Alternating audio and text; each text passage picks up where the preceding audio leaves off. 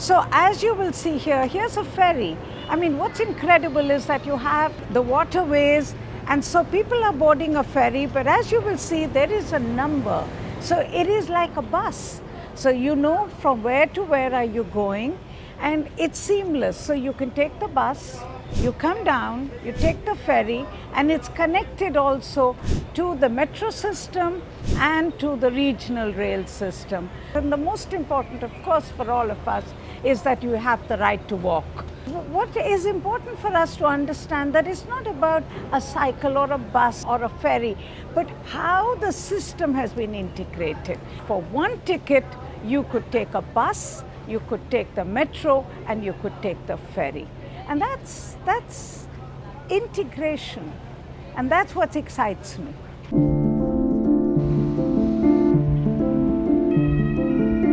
I am Sunita Narain, and this is my show. You will ask, why am I taking you on a trip to Hamburg? Some of you who watch my show will even challenge me and ask me, why am I talking about Hamburg, which is a city in the Western world and is rich, or at least richer and more developed than most of our cities? What is the relevance of showing a success story of public transport from such a city?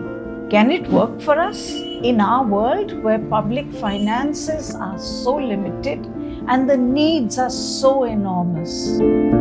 Yes, it can. And in fact, it must work for us. Not because this is a story of a city where transport is for the few, but it is a transport system deliberately designed to meet the needs of the majority. This is what we must learn and find ways to adapt in our world. Let me explain what made me so interested in Hamburg's public transport. It is not because Hamburg has city trains or a metro system, as we call it in our world. It is also not because Hamburg has electric buses or ferries, or because it has bicycle tracks. In fact, Hamburg is not even the world's best city in terms of modal share of public transport. Asian cities like Tokyo or Hong Kong score higher, with some 60 to 70% of daily trips on public transport alone. In comparison, Hamburg public transport has a modal share of some 24%.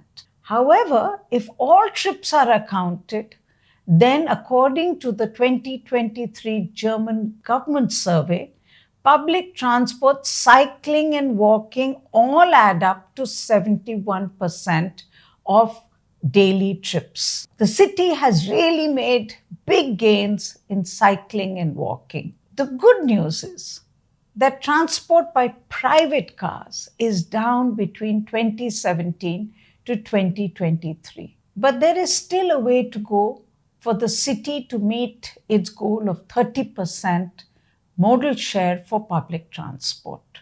So all in all, Hamburg has made a transition towards public transport, but really its big gain is in walking and cycling. Let me show you the network as I saw it on my trip. When I arrived at the airport, I took the S-Bahn, which is run by the National Rail Subsidiary Company, and I took this from the airport to the city. Then in the city, there is a U-Bahn, the underground railway system, which is operated by Hochbahn, the city's municipal transport corporation. There is then the bus, the ferry. They're all connected, but they work together under one ticket and one fare system. It is then linked to Paratransit system through an app. So it's not the same ticket, but if you want an e-scooter, a car share, or a ride pooling, you can book it all on one app. And all this then gives you the convenience of that last mile connectivity. What really impressed me, and I think has great applicability to our world, is that the system does not belong to one operator.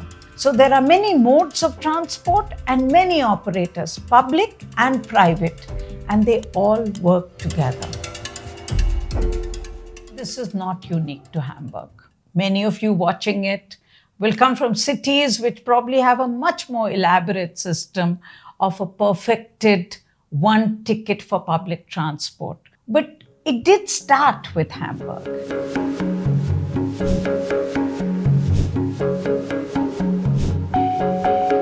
The Hamburger Verkehrsverbund, or the Transport Association, was in fact created as early as 1965, which makes it perhaps the world's first integrated transport association.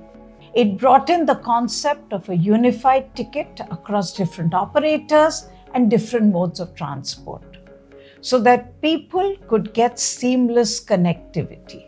And we need to understand why is this so important, and so what can we learn from Hamburg and many other such cities so that this becomes the way of doing public transport across the world.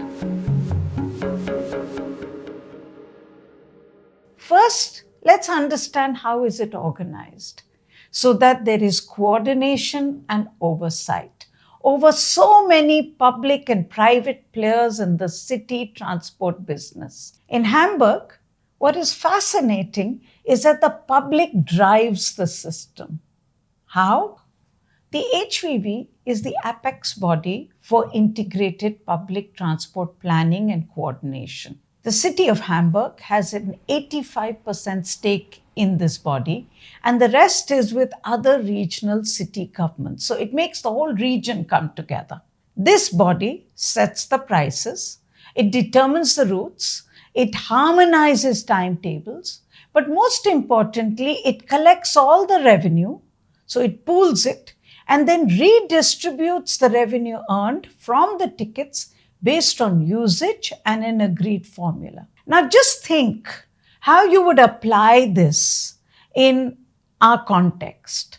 Where I live in Delhi is part of the National Capital Region, the NCR.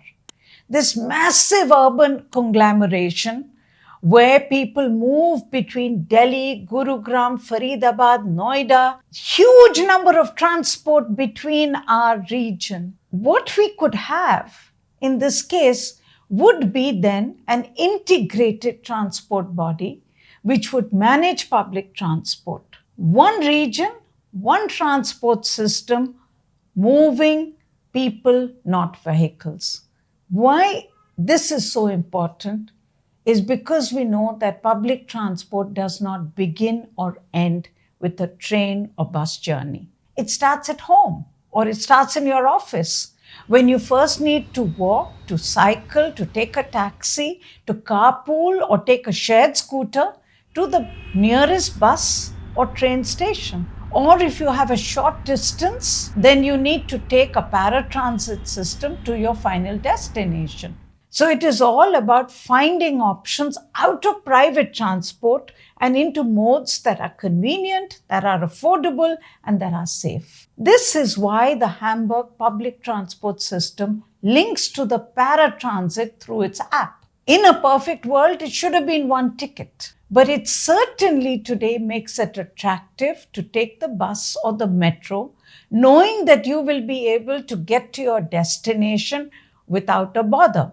Today, when you get off a metro or a bus, you have to look around to get the nearest auto rickshaw or a cycle rickshaw or a taxi.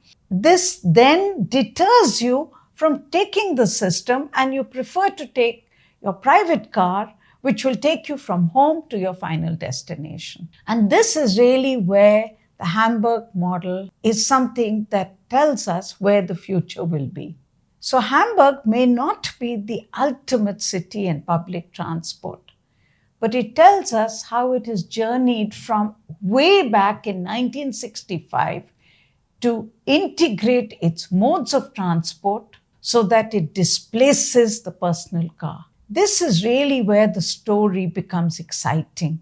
We know that globally, transport-related greenhouse gas emissions are the wickedest wicked problems. This sector contributes roughly 15 to 20% of global greenhouse gases. Worse, it is growing and shows no signs of reduction in spite of all the growth of electric vehicles.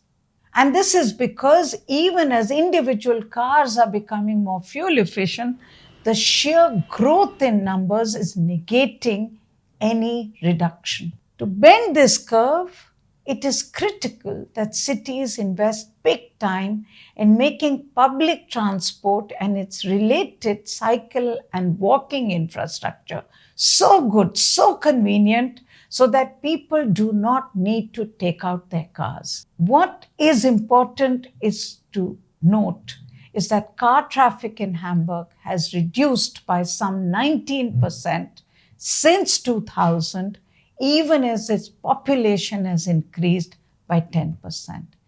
This is really where the future is. For us, in our cities, mobility is also the key to clean air. So it is critical that we reinvent it at scale and at speed.